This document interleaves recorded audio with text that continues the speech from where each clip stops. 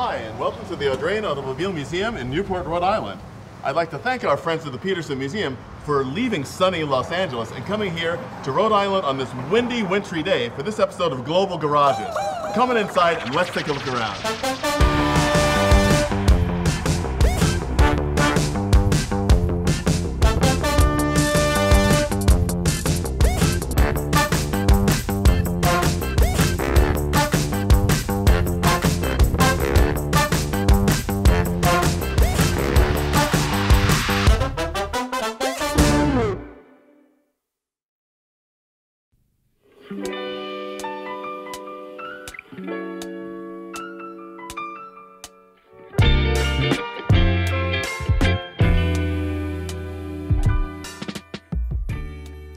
Hi, I'm Donald Osborne, ASA, automotive historian, writer, appraiser, and CEO of the Audrain Group here in Newport, Rhode Island. I'd like to welcome you once again to the Audrain Automobile Museum and this amazing building in which the gallery is housed. The Audrain Collections consists of about 400 vehicles, approximately 350 cars and about 50 motorcycles. This 7,500 square foot gallery houses rotating exhibitions. We put on 4 shows a year here. And what we want to do here at the Audrain is to show people the range of motor vehicles, how they developed, how they interacted with society, how people connected with them. We love them as kinetic sculpture, but we also use our collection. We ride them, we drive them, we take them on tours and rallies, we take them to shows, we share them with the public, because that's the most important thing, the connection. And it's one of the reasons why I'm here at the Audrain.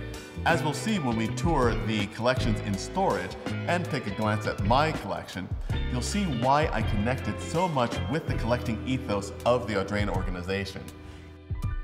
The opportunity to actually make my living my passion, is one for which I am incredibly grateful. And this office really reflects a lot of who I am and how I do what I do.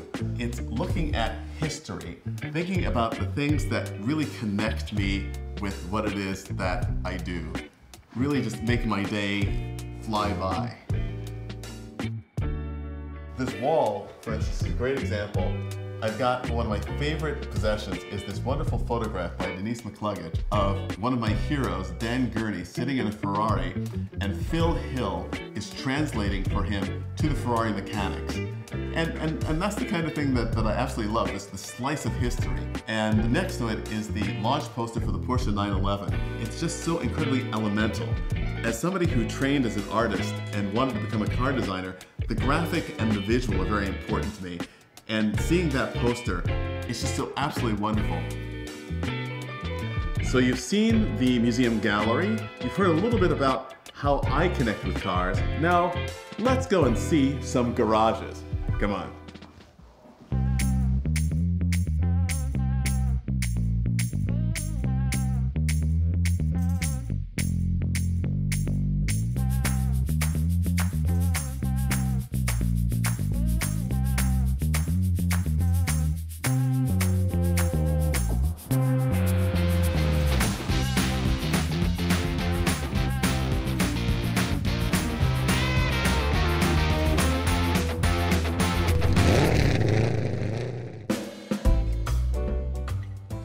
So now we're backstage here at the Audrain, where you can see a small sampling of the cars from the Audrain collection here at rest.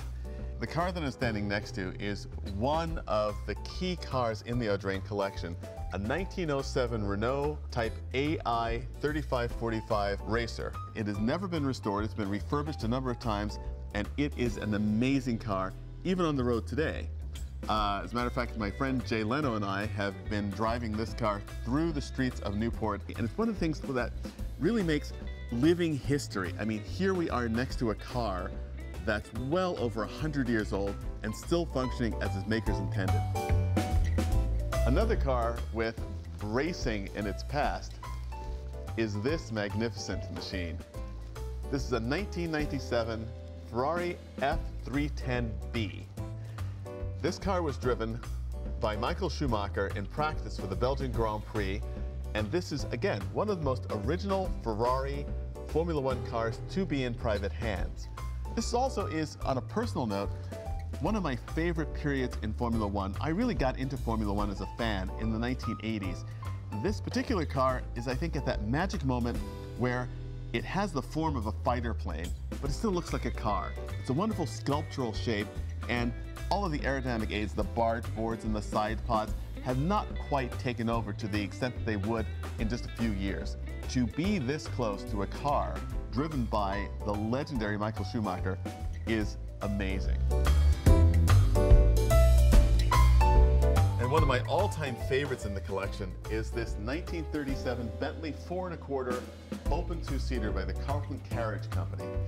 The lines are very elegant and very sporty, also very masculine in a way, and it's got lots of decoration, yet it's very elemental. And this car is also a blast to drive. It's easy, it's smooth, it's powerful. This is the kind of car that you can just imagine in the 1930s, climbing into this car in London, driving out to the country for a great weekend, and just having a blast on the way up and on the way back.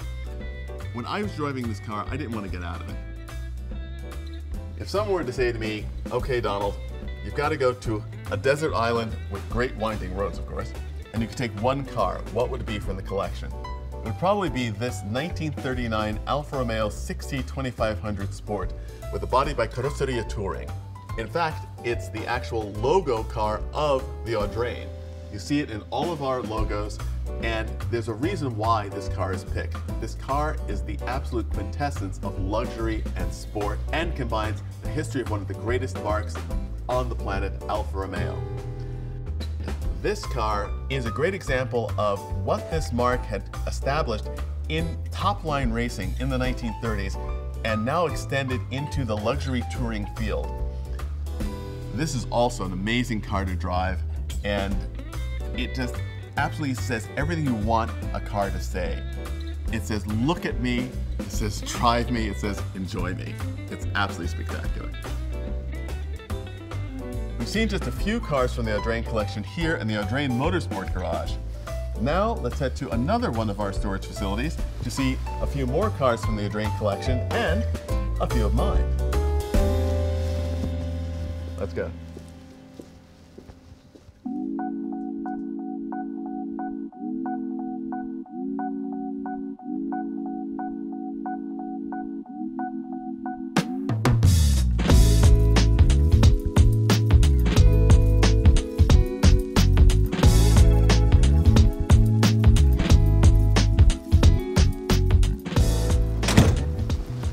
So we're here at Audrain Park Place, our concierge car storage facility, where some of the other cars of the Audrain collection are kept, such as these iconic Ferraris, and my own collection as well. I've always been a serial collector, which is to say I've never had lots of cars at one time, but always cars sort of in a rotation. I like to drive my cars, and if you have too many cars, I've found, it's just absolutely impossible to keep them all exercised the way they want to. This is my 2017 Alfa Romeo Giulia TI Sport Q2. This is my everyday driver in California. I traded in a Jaguar sedan for this car, and it really is a dream car. I love everything about it and what it represents in terms of the driving experience. This car is absolutely wonderful, but being here in the Northeast, I thought, you know what?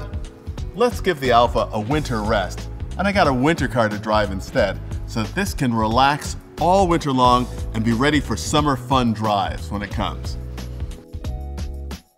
The next car I'm going to look at in my collection is a really special one, and one that means a lot to me. This is a 1987 Fiat Panda 750 CL. This is a car that very few people would describe as beautiful, but it has something that I really admire, which is in a utility vehicle, it's a challenge to make something that really works and is fun and entertaining.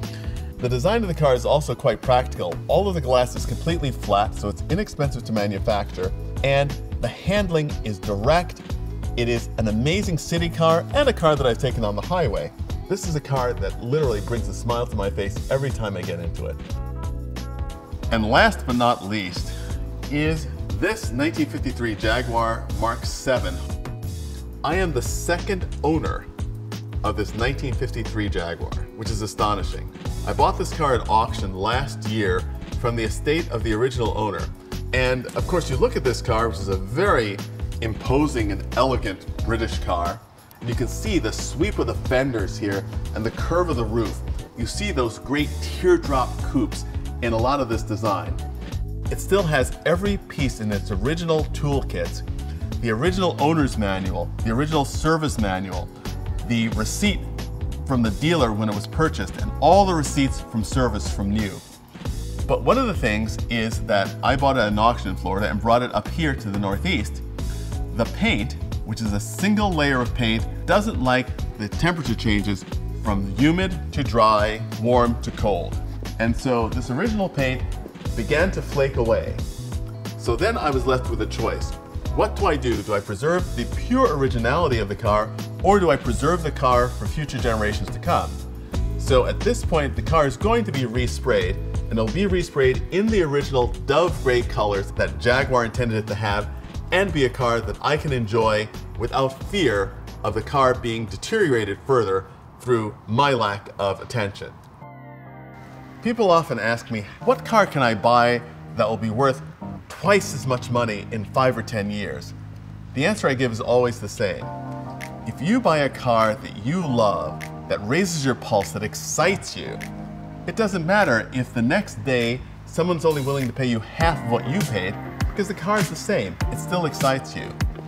And that's just one of the reasons why I love collector cars. Thanks so much for joining us here in this glimpse at a small selection of the cars from the Audrain collections and my own personal collection. Perhaps our friends at the Petersen will come back and see the rest of the cars that we keep here at the Audrain collections in the other 3 facilities that we have. Let's hope we see you then. Thanks.